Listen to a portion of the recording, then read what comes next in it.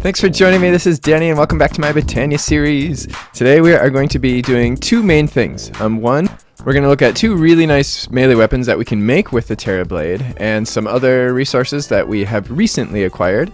And we're also going to take a look at brews today, and all the various things that we can do with brews. Now, brews are kind of like potions that we get from Botania, except that instead of just having like one dose, we get multiple doses. But then we also have other things that we can do with brews that will give us very long-term effects and sometimes even permanent effects.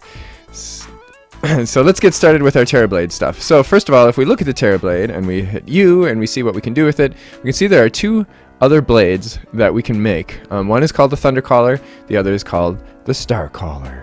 So now we've played around with this Terra Blade quite a bit already, and we've seen that it is quite a powerful weapon. I mean, it's basically a diamond level sword as far as damage goes, but it has a range attack like that, which allows us to give that same amount of damage to a mob that's really, really far away. And what's great about it is it's the same action as hitting. So when we're fighting, all we have to do is point at our enemy and go like that, and it doesn't matter whether we're close to them or far away, we're going to end up hitting them and giving them the same amount of damage. And of course, because it's Terra Steel, it's highly enchantable, so you can see I got a really good enchant with this one. Sharpness 4, Looting 3, and Sweeping Edge 3, which is an awesome enchant, which gives us a decent amount of AoE. Now, when we get into these other blades, the Thundercaller is an AoE weapon. So it has the same attack damage as a Terra Blade, but instead of having this long distance range weapon, it has a shorter distance effect that will hurt multiple mobs. They call it a lightning effect. Unfortunately, there's no interesting lightning visual effects, but it'll basically hit a bunch of mobs around us. Now, we kind of already have that with this one with Sweeping Edge, so it'll be interesting to see how it compares to the Sweeping Edge enchant. And then we also have the Starcaller. Now, the Starcaller, again, we lose our long distance attack that this one has, but we have a chance of bringing down kind of a beam from the heavens, like a star. What do they call it? Actually, just a nice little trick. If you haven't noticed this yet, when you're looking at something in JEI or in your inventory, you can hold down the control key for a little while, and it'll bring it right up in your Lexica Botania. So even when we're looking in JEI, so we're looking at these recipes, and we want to see a little bit more about the Starcaller, we just hold down the control key, and boom, it goes right to it in our Lexica Botania. So it's a blade with the power to call upon the wrath of the stars. When swung, there's a chance that the blade, or a chance for the blade to summon a falling star, heading toward where the wielder is looking. So the star will deal damage upon impact with its entities. It's going to deal a lot more damage than this one will, although it's going to be a much shorter range damage. So these two swords, I'm actually going to make them both, and we're going to keep all three of these for different circumstances. One of the things that I kind of want to focus on in this episode, and possibly the next episode too, is preparing to fight the Gaia Guardian. And these three weapons will be very, very helpful, because we're going to need to be able to do we're going to need to be able to attack a lot of mobs at once. And we're also going to be able to do a lot of damage to a single mob that's going to be doing a whole lot of damage to us. So let's just bring up the Terra Blade in JEI so that we can right-click on it and get these recipes. And I think we actually just about, we have plenty of Ender Air, but we're going to have to make some Elementium for both of these. So we're going to need 2 Elementium, a Dragonstone, which is basically a Mana Diamond put in the things. So I'm going to make 2 Mana Diamonds, and I'm going to take one of those Mana Diamonds, and I'm going to throw it in here. And that's going to give us our Dragonstone. And then we also are going to need some Elementium. Do we have any Elementium? We don't. Okay, so let's grab 4 Mana Steel ingots. Let's just throw all these in there.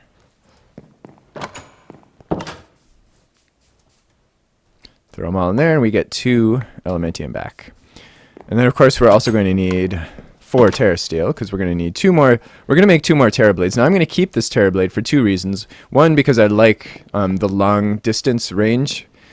Also, because if you take your Terra Blade and turn it into one of these, you're going to lose all of its enchants. And obviously, these are some freaking awesome enchants, and we don't want to lose them. Make some Terra Steel over here. We can right-click on the plate now, which is really, really nice, because sometimes it can be kind of frustrating to try to throw those at the exact spot that we need them. And we can make some really fast Terra Steel, because we got tons and tons of things in mana. Okay, so we have all the ingredients we need. I'm going to make 2 living wood sticks, which requires 4 living wood planks. And we're going to make 2 Terra Steel blades, or 2 Terra blades. And then, whoops, we're going to make our Thundercaller. Oh, and our Starcaller. Nice. And I'm just going to move everything else over, and we're going to have all these guys lined up over here. All of our various weapons. So now we have to just try to remember which one is which. So this is long distance. This is powerful shorter distance. And then this is AoE. Now, none of these are enchanted, so they're not going to do quite as much damage. Oh, see, there it was. Now it goes where we're looking. There we go. So how much damage did that do? It did 5 hearts of damage, so 10 damage. So 2 of those would kill this guy. And of course this is unenchanted. Oh, that didn't kill him. Okay. But it almost did. Oh my gosh. That's strange. I could have hit him with my fist and killed him. Alright, so now let's see if we can find a group of mobs to try the Starcaller on. There's always lots of mobs out on the plains here. Oh. I don't care about Endermen anymore. Actually, we could go to the end and try to get a bunch of Endermen together. That might be a good idea. And I don't want to do a bunch of creepers together. That's just a bad idea. If I hit one zombie, then a bunch of them other ones should come together. Come on, zombies. Nope, get away, creepers. Alright, let's see what happens when I hit all these guys. Oh, wow, look at that. That is a nice range. Okay, so that's way better than I thought it was. Wow, that's cool. Wow. So this is going to be really nice because when we're fighting the Gaia Guardian, he's going to be throwing a bunch of mobs at us. I'm a little curious to see how much damage. Okay, so 5 hearts he's got. So it's doing just a little bit of damage to the other mobs, but it's such a nice range. I wonder if Sweeping Edge, if we could get Sweeping Edge on this thing, if that would affect that. That is great. Yeah, because the Gaia Guardian's going to throw a ton of mobs at us all at once, and this will be nice for knocking them back, especially. Even if it doesn't do a whole lot of damage to the mobs that are far away, it's enough to knock them back and make it much easier to fight them. Yeah, so where this thing really shines is when you can hit a mob at close range and kind of point at the ground that he's standing on, because then you can hit him twice. Yeah, that's actually nice. So that could be helpful. If we can beef this thing up really well and get the Gaia Guardian with some nice close range hits. Yeah, because that did 6 hearts of damage. Ah.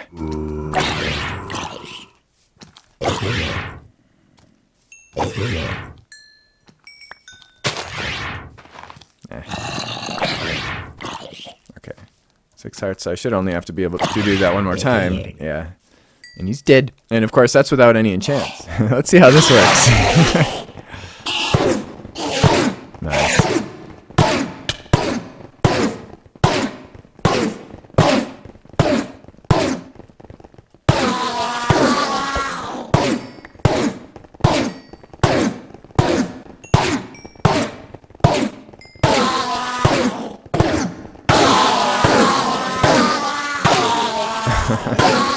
Nice.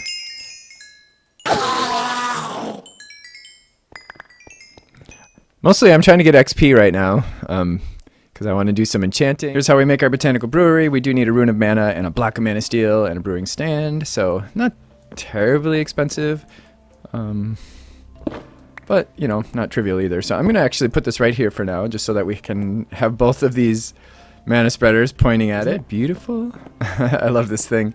So each one of these platforms is for an ingredient. And the top is for the thing that we're going to infuse with the ingredients. That's going to basically make our potion. So there's a few different things we can make with this thing. First, we have the vials. So these are basically potion vials. They're similar to regular Minecraft potions, but they have different names, but they pretty much correspond to your Minecraft potions, but there's a few extra ones. The so-called complex brews, like the Vial of Overload, which has some good stuff and some bad stuff, and the Vial of Crossed Souls, which I think gives you HP when you kill something. Feather Feet, which negates all fall damage, and then you have Emptiness, which stops mobs from spawning around you in like a 128 block radius. So the significance of the vials over like the vanilla stuff, and besides the fact that you have a few extra ones that you don't have in vanilla, is that each one of these gives us 4 servings, or 4 doses. So we can drink from it 4 times. But even better still, now if we look at the vials, we will see that they are crafted with mana glass. So that's just glass dropped in a mana or a mana pool. But then we have the flasks. Now I always jump right to the flasks because the flasks give us 6. And it's the same ingredients up here, but the flask itself is made from 3... What? Okay, it's not made from 3 mana glass. It's made from 3 elf glass. So we take our 3 bits of glass and we throw them in here, and then we take our now 3 bits of elf or mana glass and we throw them in here, and that gives us elf glass. And then we take our elf glass and we make elf glass flasks.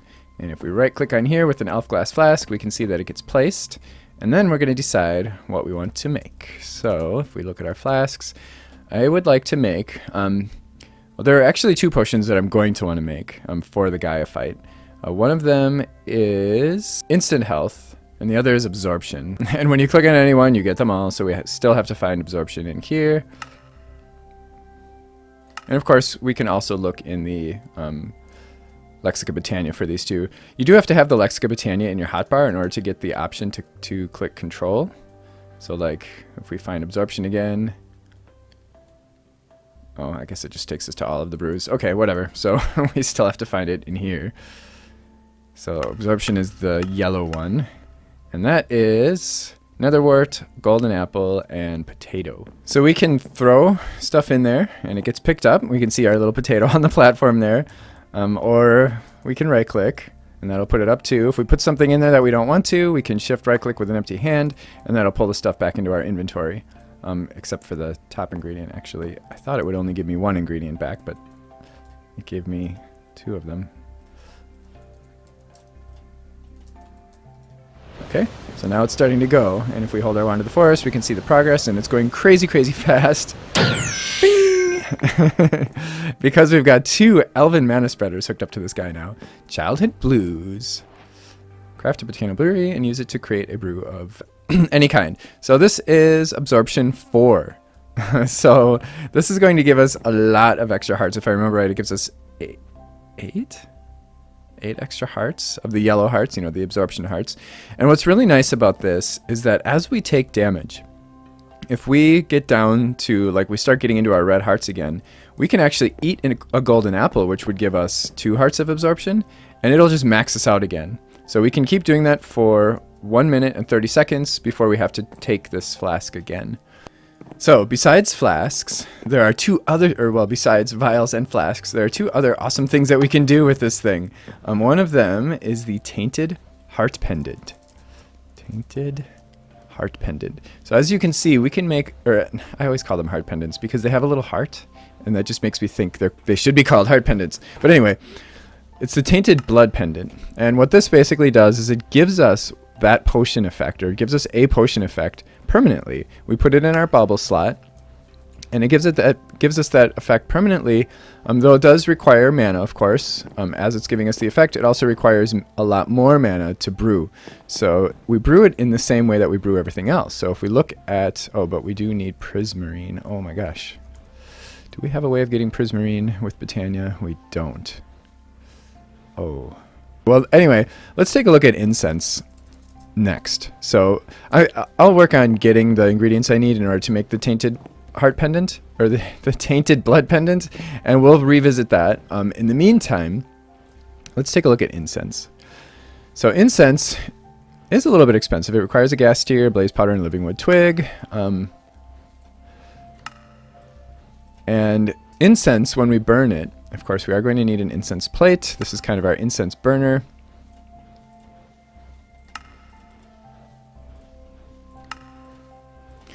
Is going to, instead of giving us that effect, it's going to give the effect in an area of effect, or like to everybody within a certain range of the incense plate. So in fact,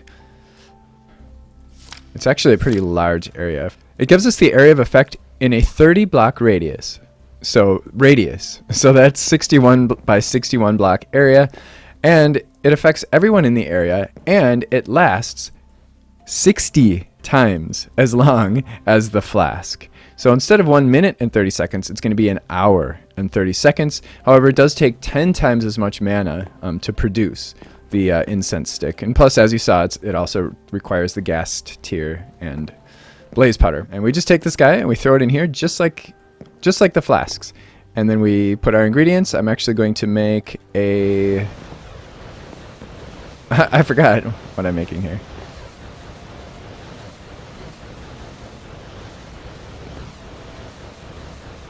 And you can see it's going to take 10 times as much mana.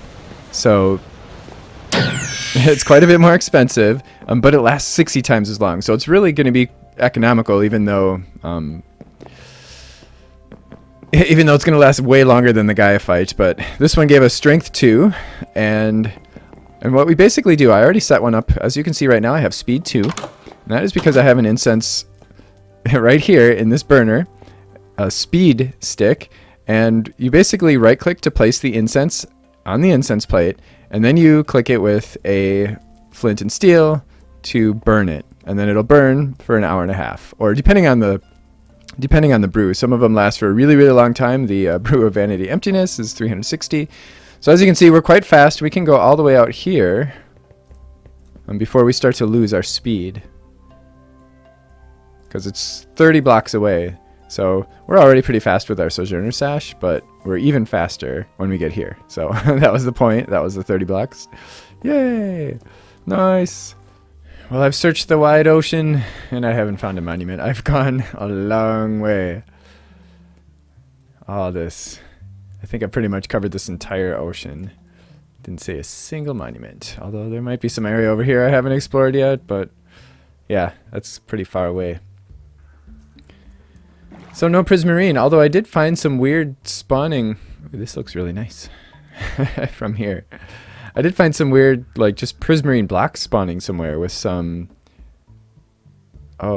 sea lanterns, but I must have dropped them.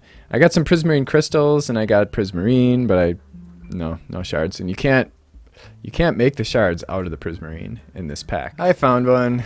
I'm not going to conquer the thing or anything. I just want to get some prismarine from the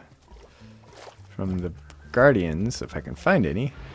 Okay, I've got like 15 prismarine shards. That's probably enough for now. Yay.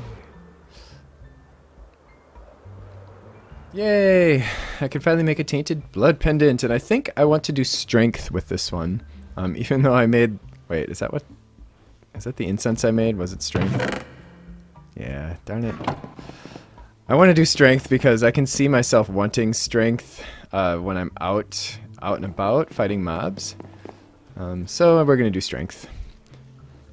Which means that I kind of wasted that incense stick, but whatever. So we put this guy in here, just like we would with a flask or anything else. Then we put our glowstone, our netherwort, and our blaze powder. Where'd the netherwort go? Okay, there we go. Guess I didn't do it. I didn't do it right. Okay, so this is going to take longer still. It's going to require more mana than a flask would, because of course this is going to give us a permanent effect. Hooray! And we right click on this and it goes in our bubble slot, and we see we now have strength 2, which means that even though we only have 9.5 damage, I bet we can do a lot more damage than that. Oh, we just lost our speed. Speed might not be a bad thing to have too. Okay, let's see.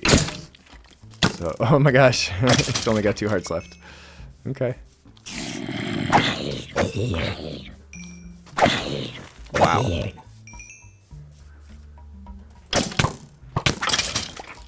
We might be able to use our Thundercaller. Wait, which one? Starcaller. To one hit. Yep, we can because it ends up hitting them twice. Nice. If we hit by their feet. Oh. Really? Oh yeah, look at that. He took a little damage from our thorns, but whatever. Hey, we didn't have thorns, do we? No, we don't. Okay. So that was a true one hit. Oh, that wasn't. Hmm.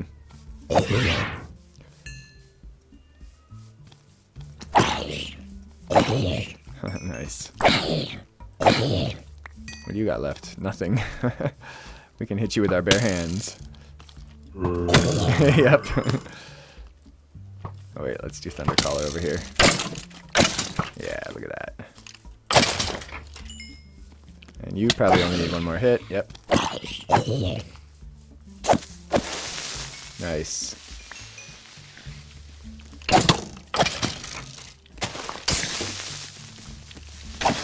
There we go. I didn't even have to hit that creeper. Oh, I love this. Wait till we get these guys enchanted. I'm so excited. We're going to do that in the next episode, though, because we are going to do Illumium automation in the next episode, which is going to get us all kinds of loot, automated loot. So it's going to be a little tricky. We'll have to do like a mob farm sort of thing.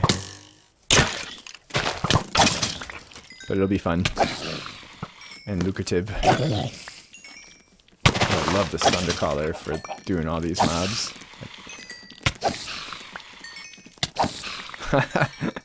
Look at that. Oh man. Nice. Holy crap. I just got that creeper with the Starcaller from here. Oh, look at that. It took 4 hits, but nice. Just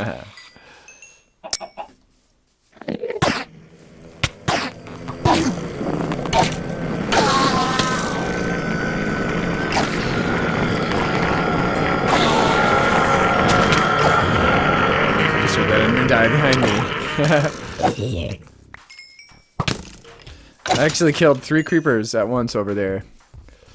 It was nice.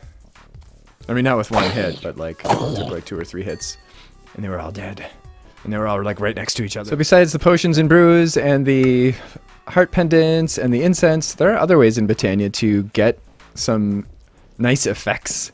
And one of those, actually, we already looked at earlier, and that's the Ring of the Mantle, which gives us haste. And there's also a flower that I want to make.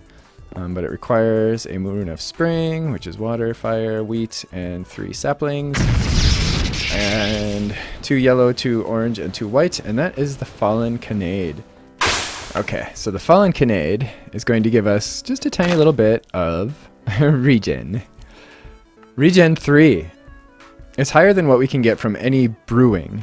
Like, because the brewing, we can get a regen 1 and we can get regen 2 from different brews, but this gives us regen 3, which will be really nice when we're taking a lot of damage from the Gaia.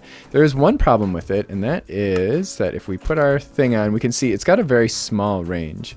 It's only 2 blocks in each direction. So we'll have to stick pretty close to it, but that should be fine. If we run over here to do some fighting, we take a bunch of damage, we come back over here, and we get a bunch of regen right away. And of course it uses mana, and the nice thing about it, as opposed to like the incense, is that it lasts forever. Like, it'll never burn out. We'll always be able to get regen from this thing. So actually, I'm going to break that now so that we're not wasting mana, but I'm going to put that in our special little box over here, which is our Gaia Guardian preparation box. We're actually going to have way more golden apples than that in here at some point, and more flasks as well. But I do think that's enough for today. We did quite a bit today. I did a lot of off-camera stuff, so I hope that this episode doesn't end up too short. But in the next episode, we are going to do the Lunium automation. So basically, I'm going to set up kind of a mob farm using just Botania. We'll probably be doing some like damaging lenses and stuff like that. And the Lunium basically, well, we'll talk about it in the next. Oh, look at there's my little heart, my little tainted blood pendant on my heart. The Lunium has changed a little bit since the olden days. It's a little bit more dangerous now, so and we'll find that out in the next episode. So, of course, if you do have any questions, comments, ideas, whatever, feel free to leave them in the comment section below. And, of course, if you did enjoy this, don't forget to click the like button and join me next time. Thanks for watching. Bye.